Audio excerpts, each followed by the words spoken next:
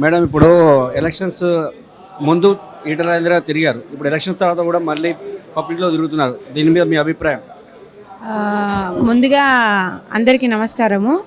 ఈటల రాజేంద్ర గారు టికెట్ రాకముందు తిరిగారు, టికెట్ వచ్చిన తర్వాత తిరిగారు, గెలిచిన తర్వాత కూడా ఇప్పుడు పబ్లిక్లోనే ఆయన తిరుగుతున్నారు.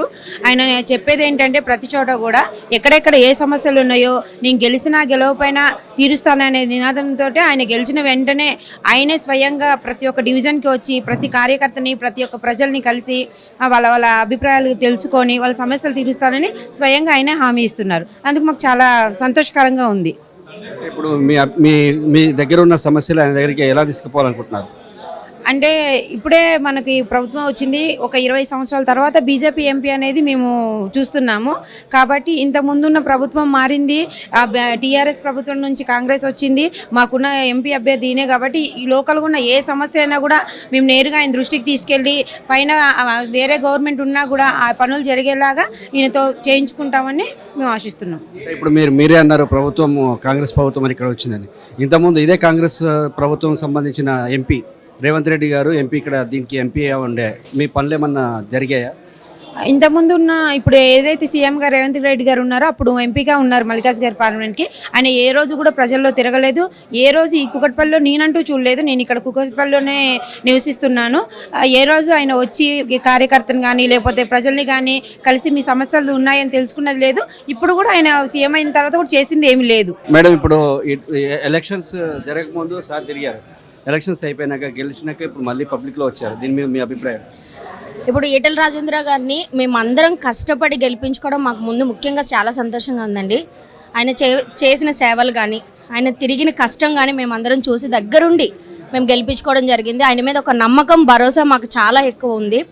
అట్లనే స్వచ్ఛందంగా సేవ చేయడానికి ముందుకొస్తారు, ప్రజల్ని కలవడానికి ముందుకొస్తారు, చిన్న పెద్ద అని ఎవరిని చూసుకోరు, అందరినీ ఒకలాగే ట్రీట్ చేసి అందరితో కలిసిమెలిసి అన్ని ప్రాబ్లమ్స్ క్లియర్ చేయడానికి రెడీగా ఉంటారు.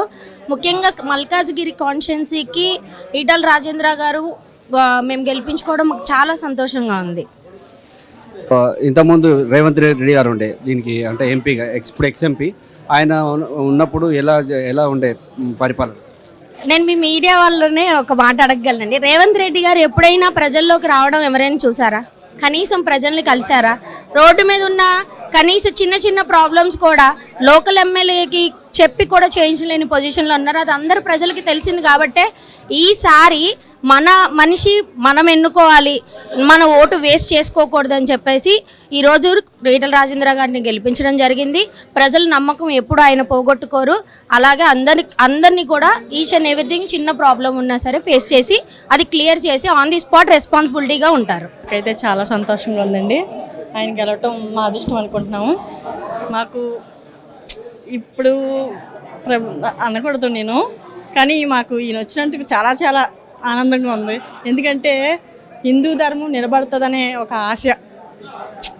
మేము పూజలకి అది ఎవరన్నా కానివ్వండి, ఇది మోడీ గారు అంటేనే మాకు ఎప్పటి నుంచో కొంచెం ఆయన రావటం మాకు చాలా చాలా ఆనందంగా ఉందండి. అది మాకు ఈ బిల్డింగ్ కూడా వచ్చినందుకు మేము వాచ్మెన్గా ఉంటాము. ఆయన మమ్మల్ని బాగా పలకరించారు, వచ్చి అలా ఉంటారని ఒక ఎంపీ మా దగ్గరికి వచ్చి పలకరిస్తారని మేము ఎప్పుడూ అనుకోలేదు. కానీ మాకు చాలా ఆనందంగా ఉందండి. నాకైతే బీజేపీ వచ్చినందుకు మాకు చాలా ఆనందంగా ఉంది. మా హిందూ ధర్మం నిలబడుతుందని ఫస్ట్ ఆనందంగా ఉంది. ఎన్నో మోడీ గారు ఎన్నో గుళ్ళు గోపురాలు అన్నీ చేశారు, అంతా చాలా ఆనందంగా ఉంది.